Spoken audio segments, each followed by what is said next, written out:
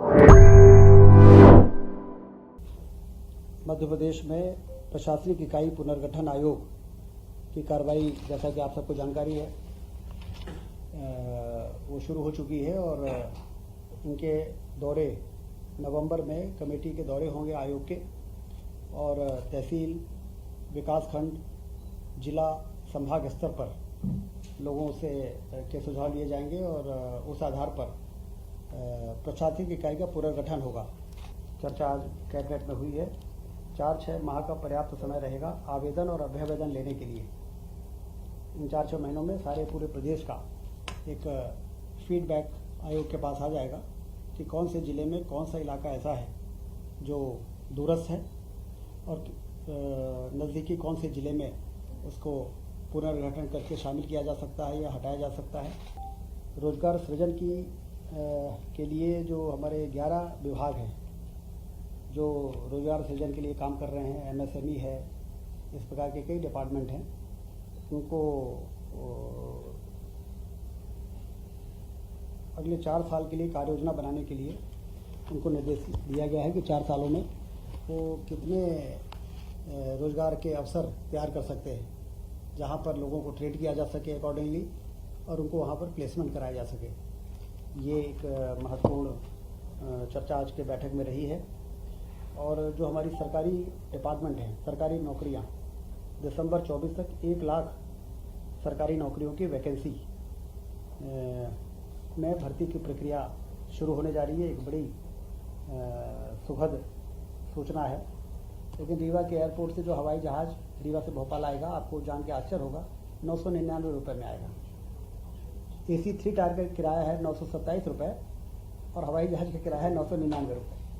AC 2 tyre का ज़्यादा है और AC फर्स्ट का ज़्यादा है, 1600 और 2000, और हवाई जहाज़ का कम है। तो मोदी जी ने जो कहा था कि हवाई चप्पल पहनने वाला भी हवाई जहाज़ में उड़ेगा, ऐसा हम उड़ान स्कीम लाए हैं, वो रीवा के एयरपोर्ट के उद्घाटन के साथ ही वो एक सपना साकार होने हो रहा है। तो रीजनल इन्वेस्टर समिट की अच्छी तैयारी है और कल मुख्यमंत्री जी वहाँ पधारेंगे और देश भर के इंडस्ट्रियलिस्ट आएंगे। सोयाबीन उपार्जन 25 अक्टूबर से शुरू हो चुका है और 3,44,000 किसानों ने पंजीयन कराया है। 4,892 रुपये प्रति क्विंटल की जो MSP की दर है, उससे पहली बार प्रदेश में खरीदी हो रही है।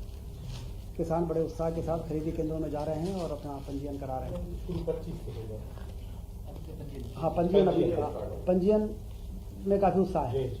पंजीयन हो गया मतलब तैयारी है उनकी बिक्री और खरीदने की। इंडियन रोड कांग्रेस का आयोजन पिछले दिनों गडकरी जी आए थे और 7 रोड 9,369 करोड़ की स्वीकृत हो चुकी है। भोपाल से कानपुर वाया सागर बहुप्रतीक्षित मार्ग है, क्योंकि सागर जाते समय लोगों को लगता था कि चारों तरफ 4 लेन की सड़क बन गई है, भोपाल से सागर क्यों नहीं बनी। तो अब सागर से लेकर कानपुर तक, जिसमें सागर का बाईपास भी शामिल रहेगा, ये एक बड़ा काम मंजूर हुआ है। और उसके साथ ही 27 रोड ऐसी हैं जिसकी लागत है 20,403 करोड़ की, उसकी स्वीकृति भी प्रदान की जा रही है।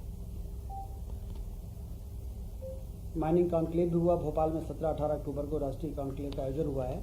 इसमें भी काफ़ी अच्छा रिस्पांस रहा है और 11 औद्योगिक घरानों ने 19,000 करोड़ से अधिक के निवेश के प्रस्ताव प्राप्त हुए। इसकी भी चर्चा हुई है आज की कैबिनेट में। दीपावली पर्व के कारण माह अक्टूबर का वेतन 28 अक्टूबर को विक्रम होगा, जिससे कि दीपावली में उनको सुविधा रहे।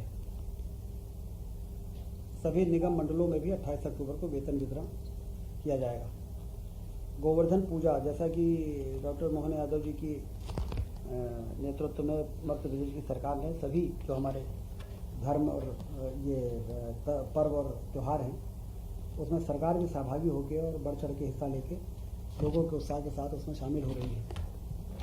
तो चाहे वो रक्षाबंधन का पर्व रहा हो, चाहे वो शस्त्र पूजन का रहा हो, उसी प्रकार से गोवर्धन पूजा जो दिवाली के दूसरे दिन होती है, तो ये निर्देश हुआ है कि सभी जनप्रतिनिधि, मंत्री, सांसद, विधायक अपने जिलों की गौशाला जो शासन ने बना के और तैयार की है, वहाँ पर जाकर गोवर्धन पूजा में शामिल होंगे।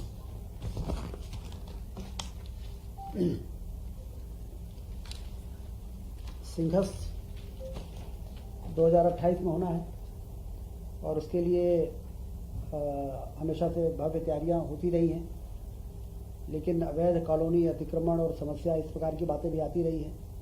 इसलिए मुख्यमंत्री जी ने ये फैसला किया है, कैबिनेट ने उसको अनुमोदन किया है कि हम वहाँ पर प्लॉटिंग करेंगे और रोड और नाली ये डेवलपमेंट अथॉरिटी बनाएगी और कम से कम 5 बीघा ज़मीन हम उन अखाड़ों को या महामंडलेश्वर का जो संस्थाएं हैं उनको हम 5 बीघा ज़मीन देंगे, जिसमें कि निर्माण वो 1 बीघा में ही कर पाएंगे। बाकी ओपन एरिया रहेगा जहाँ पर यज्ञ होगा, हवन होगा, प्रवचन होंगे। तो एक सिस्टमेटिक तरीके से भविष्य में सिंघस का आयोजन होता रहेगा और बार बार हमें इंफ्रास्ट्रक्चर बनाना नहीं पड़ेगा और ये भी शिकायत नहीं आएगी कि कहीं अतिक्रमण हो गया है या कहीं पर अतिक्रमण के नाम पर हम लोगों को हटाने की कोशिश करें। तो इतनी ज़मीन के अलॉटमेंट के बाद सबका स्थान निश्चित रहेगा और एक व्यवस्थित तरीके से इस बार का संघर्ष भी और आने वाले दिनों में भी संघर्ष का आयोजन हो सकेगा, ये मंशा है। हाँ, सभी अखाड़े जो जिनके भी आवेदन आते हैं किसी को भी सभी को एडजस्ट किया जाएगा। 5 बीघा प्रति अखाड़ा, 5 बीघा प्रति अखाड़ा, 5 बीघा प्रति अखाड़ा। हाँ, और उसमें 1 बीघा में निर्माण करेंगे, पूरे में निर्माण कर लेंगे तो फिर रोड में फिर बाकी काम होता है तो फिर ट्रैफिक प्रभावित होता है। ये इसमें विशेष है कि आवासीय और कमर्शियल एक्टिविटी उन प्लॉट में नहीं कर पाएंगे, वो प्रतिबंधित रहेगा। आवासीय और कमर्शियल सिर्फ धार्मिक कार्यक्रम जो समय समय पर पर्वों के त्योहार आते हैं उसमें वो कर सकेंगे। आज एक और बहुत ही महत्वपूर्ण निर्णय हुआ है। प्रदेश के 12,670 जो मिनी आंगनबाड़ी केंद्र थे उनका उन्नयन हुआ है पूर्ण आंगनबाड़ी केंद्रों में।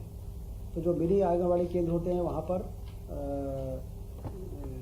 सहायिका का पद नहीं होता, एक आंगनबाड़ी कार्यकर्ता का होता था। अब पूर्ण आंगनबाड़ी हो जाने से 12,670 पद तो ये सृजित हो जाएंगे और 476 पर्यवेक्षक, क्योंकि जब ये पूर्ण हो गए तो 25 आंगनबाड़ियों पे जो एक सुपरवाइजर होता है तो उसके हिसाब से 476 सुपरवाइजर के पद भी सैंक्शन आज कैबिनेट ने किया है और इससे 213 करोड़ रुपए का आर्थिक वार्षिक व्यय आएगा, जिसमें से 179 करोड़ राज्य शासन भार उठाएगा और केंद्र से 34 करोड़ रुपए की सहायता मिलेगी।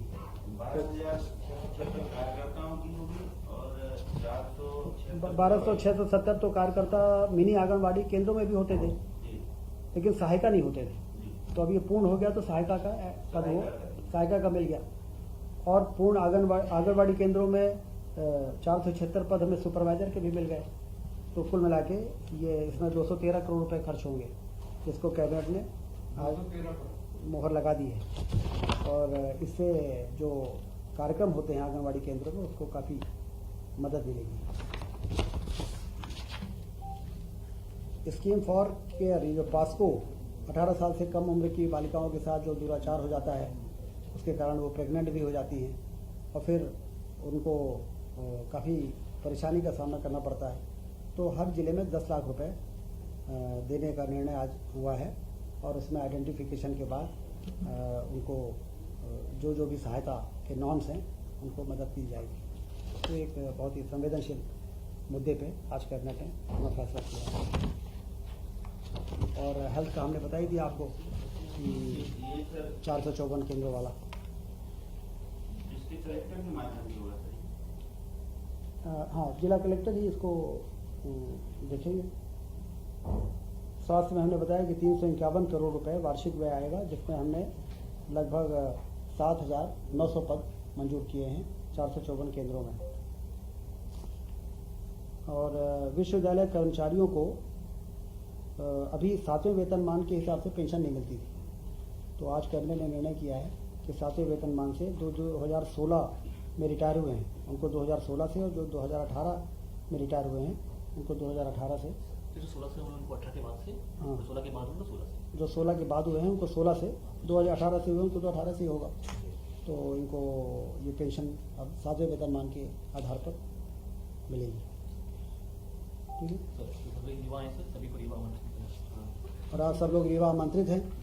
रीवा आइए और रीवा में वाइट टाइगर भी देखिए और एयरपोर्ट भी देखिए। और रीवा में रीवा का पूरा ट्रांसफॉर्मेशन हुआ है, तो यदि आप लोग 10-15 साल पहले जो गए होंगे तो उनको तो बहुत फ़र्क दिखेगा।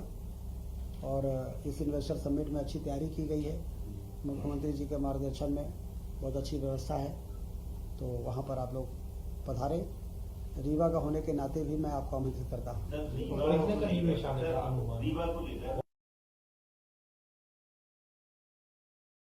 अब ये तो कल ही 4000 निवेशक आ रहे हैं, जी तो आप ये मानिए कि अच्छा निवेश होगा। सर, ये जो भी इन्वेस्टर समिट होती है प्रेजेंटेशन बहुत अच्छा होता है, लेकिन मैच्योर नहीं हो पाती चीजें। इस बार आप लोग ऐसा क्या कर रहे हैं ताकि चीजें मैच्योर हों और ज्यादा से ज्यादा निवेश आए? देखिए, इन्वेस्टर समिट होना तो शुरू हुआ जब से भारतीय जनता पार्टी की सरकार बनी।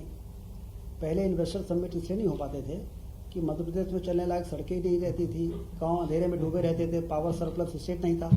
आज हमने सबसे पहले हमने इसको पावर सरप्लस स्टेट बनाया, 4 लेन से सभी संभागीय मुख्यालयों को जोड़ा और सिंचाई की नहरों का जाल बिछाया, आम आदमी की पेइंग कैपेसिटी बढ़ाई, से व्यापार बढ़ा है। तो उसके कारण जब हमने मध्य प्रदेश की मार्केटिंग की तो मध्य प्रदेश के पोटेंशियल के बारे में लोगों को मालूम पड़ा।